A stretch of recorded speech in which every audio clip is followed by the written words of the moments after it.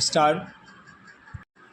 अध्यक्ष महोदय, आपकी आज्ञा से मैं कृषि मंत्री जी का ध्यान इस बात की ओर आकर्षित करना चाहता हूं।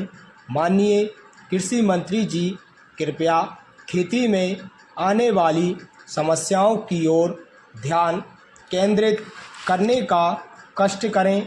अपने विभाग के अधिकारियों को निर्देश दें कि वे गांवों में जाकर किसानों से बात करें और कृषि उत्पादन बढ़ाने एवं नई कृषि तकनीकी के बारे में किसानों को जानकारी दें।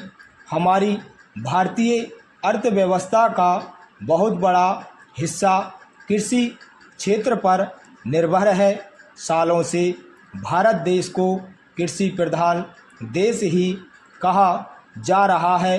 देश की बढ़ती आबादी के कारण हर साल देश में अनाज की मांग बढ़ती ही जा रही है। देश की खाद्य आपूर्ति और अर्थव्यवस्था को मजबूत बनाने के लिए अच्छी किस्म की खेती बहुत ज़रूरी है। हमारे देश के प्रधानमंत्री ने किसानों के हित के लिए बहुत सी योजनाओं की शुरुआत की है। अच्छी खेती के लिए पानी की बहुत ज़रूरत होती है, लेकिन आजकल मानसून का कोई भरोसा नहीं रह गया है। कई बार अनेक क्षेत्र सूखे के चपेट में आ जाते हैं, जिसकी वजह से किसानों की पूरी फसल खराब हो जाती है। माननीय सभापति महोदय, मैं रेल मंत्री जी को इस बात के लिए बहुत ही धन्यवाद के साथ साथ बधाई भी देना चाहता हूं कि उन्होंने इस सदन में जो रेलवे का बजट पेश किया है वह देश की आम जनता को राहत पहुंचाने वाला बजट है। माननीय रेल मंत्री जी ने यह जो बजट प्रस्तुत किया है उसका पूरे देश में स्वागत किया जा रहा है।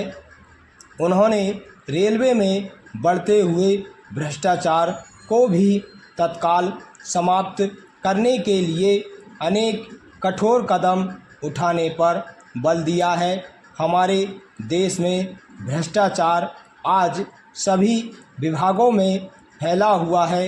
यदि ये कदम रेलवे विभाग द्वारा गंभीरतापूर्वक उठाए जाते हैं तो इसमें भ्रष्टाचार पर अंकुश तो लगेगा ही, साथ ही निश्चित रूप से रेलवे का विकास भी होगा और रेलवे आय भी बढ़ेगी।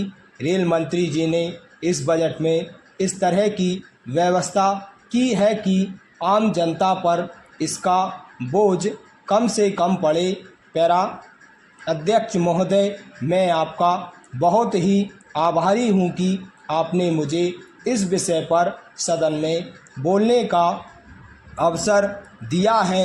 मैं आपसे यह अनुरोध करना चाहता हूं कि मुझे अपनी बात रखने के लिए जो समय दिया गया है वह बहुत ही कम है। मुझे कुछ अधिक समय दिया जाए ताकि मैं कुछ बातों को विस्तार से आपके समक्ष प्रस्तुत कर सकूं।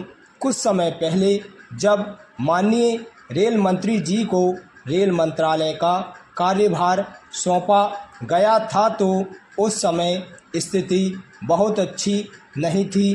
पिछली सरकार ने मंत्रालय की व्यवस्था को काफ़ी खराब कर दिया था। इस सब के बावजूद भी रेल मंत्री जी ने मंत्रालय की व्यवस्था में बहुत सुधार कर दिया है। इसके लिए वे बधाई के पात्र हैं।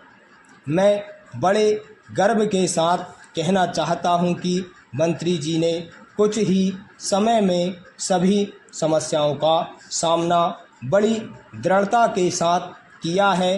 देश के कई भागों में रेल सुविधा में विस्तार के लिए बहुत काम हुआ है।